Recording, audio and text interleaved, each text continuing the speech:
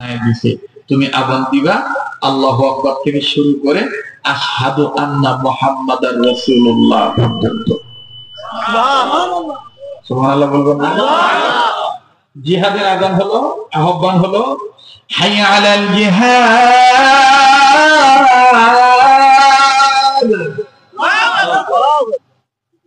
আর নামাজের সালাতের আযান হলো হাইয়া আলাস সালাহ।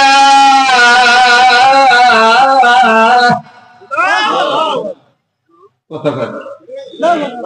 কিন্তু আল্লাহ হাসি দিছে, এ বাবা দেওয়ানি ফিরে আসুন কুত্তা গিয়ে বসো না কেন, এইটা বসো আব্বু, বসো বসো আব্বু বসো।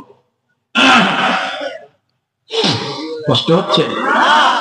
এবার হযরত বেলাল বলতেছেন, হুজুর জিহাদের আযান তো এক কর্নারে দাঁড়িয়ে দিছিলাম, আর মক্কা বিজয়ের আযান তো কাবার উপরে দাঁড়িয়ে দিছিলাম, আর সালাতের আযান তো কিবলামুখী হয়ে দিছি, আল্লাহর হাসির আযানটা কোন দিকে মুখ করে দিই?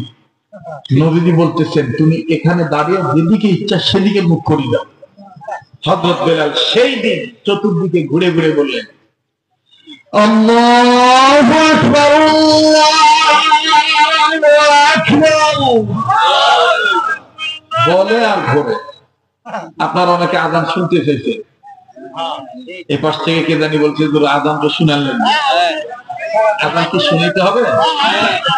যুবক ভাইরা কথা খুশি কেন ভাই, আযান শোনান লাগবে? তাহলে আমি আযান দিতে পারি এক শর্তের বিনিময়ে, আযান শুনলে খালি কানের মজা নিলে হবে না, আযান শুনিয়া 5 ওয়াক্ত নামাজ পড়া লাগবে। ঠিক আছে ইনশাআল্লাহ?